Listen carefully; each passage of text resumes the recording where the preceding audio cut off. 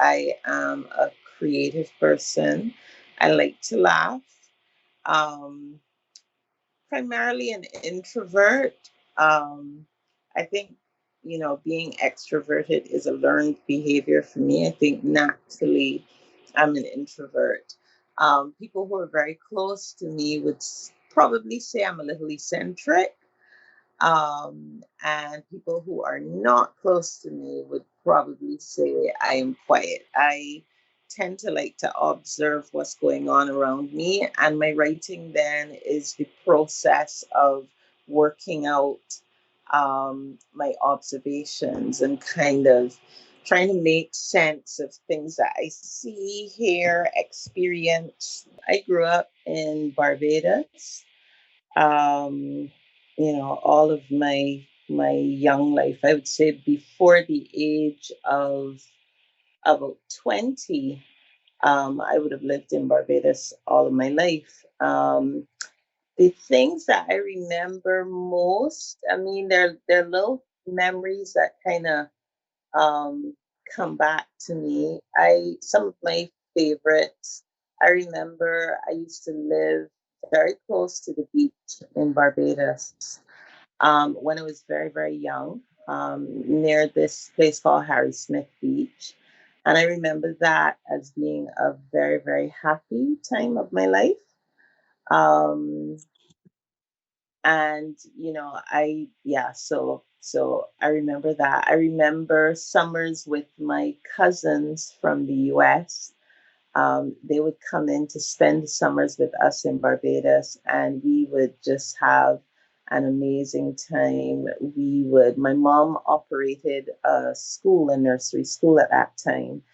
And I remember we would use this particular room. It was attached to our house, and we would use this particular room, and we would stage, plays and pantomimes, and we would run about and explore. We also lived quite close to the beach at that time, so there was kind of a lot of exploring.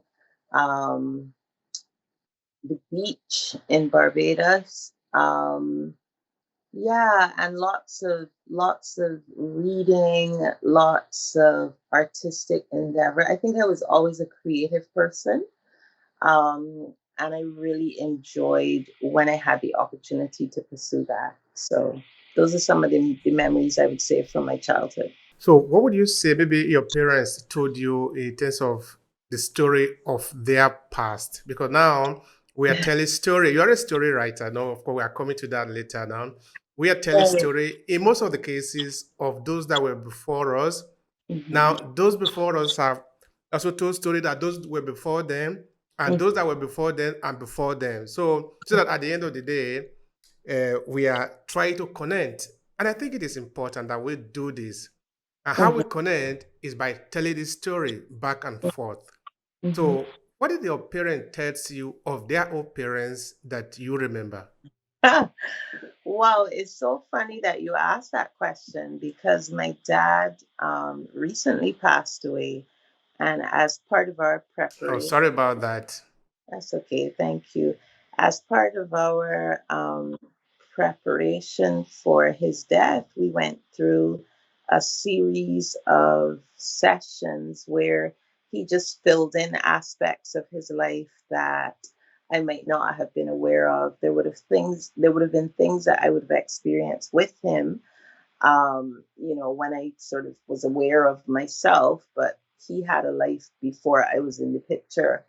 And we went through a number of sessions where he filled in things to me. And that was really it was a very profound experience for me. It was interesting to hear about his life and some of the difficulties he had encountered and how he overcame those difficulties. It was also, you kind of think of your parents just the way that you meet them. So you think of them as sort of like figures of authority, sources of love and support. But I don't think we often appreciate the journey that they would have gone through to get to that point.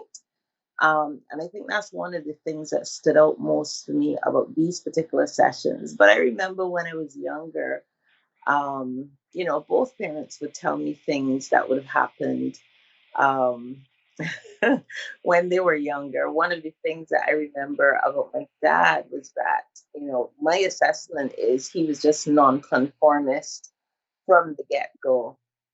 Um, he used to run away from school. He would, a relative would take him to school, and he would kind of, as soon as they got close to the school gate, he would run away and just explore, um, the southeastern part of the island. And he did that for a number of years until he settled down and was really interested in school. So I think one of the things that I got from him early is that, school, yes, is important, but I think education and learning was always much more than school. And it was often an independent process for him. And I think that's one of the things that I've gotten from him, the ability to sort of research, inquire, and not just depend on what I'm taught. He was very opinionated, and a lot of that he formed his own opinions from what he would have learned. So yeah, that's one of the things I'd say about my parents. That's lovely. Really That's very important. different. Yeah. That's very important. You see, this podcast, in fact, the entire project that we are working on, is about African diaspora. It's about us, about our story, about where we are coming from. Yes. Having understand that as it is, you know on now that it is very important that we are intentionally talking about our history. Yes. Us, Yes. it is very, very important. Yeah, and I mean that is one of the things that I'm excited to be here. That's one of the reasons why I'm excited to be here. One of the things that I've found in writing my own stories, my fiction, it's almost as if I feel sometimes that I tap into some sort of memory of my ancestry, and it's really it's difficult to talk about, but I do feel as if, even as a Caribbean person, in a way, I'm always in exile because um, I am not closely connected or consciously connected to some aspects of my ancestries. I can't tell you where my people are from in Africa, where my ancestors are from. There's a bit of a disconnect there on the conscious plane, but I do feel that subconsciously, a lot of those traditions and a lot of that knowledge just traveled with me. So when I'm writing my stories, I do find that there are bits of there's bits of information, or there are things that will come out in my stories that are not conscious, that I think relate to my ancestry and the story of my ancestors and where I'm from. And sometimes it's almost as if the stories are about making that link um, at a conscious level. So, if that makes sense, It makes a lot of sense. it's almost as if I'm sort of feeling my way back to something I already know. That's what I would say about that aspect of my storytelling. And it's really a very moving experience for me, especially when I've had instances, for example, where I'd written this collection of short stories in 2004. It was published in 2004, a small publisher. But some of the stories in there, I've had people come back to me and say, I see you've been writing about this thing. So, what do you know about this particular tradition? You clearly have done some research on it. And, I said, no, this was just imagination. It was something that was made up. But I do feel in my work as if subconsciously I'm kind of reaching back um, through generations or across generations to something I already know. So, yes.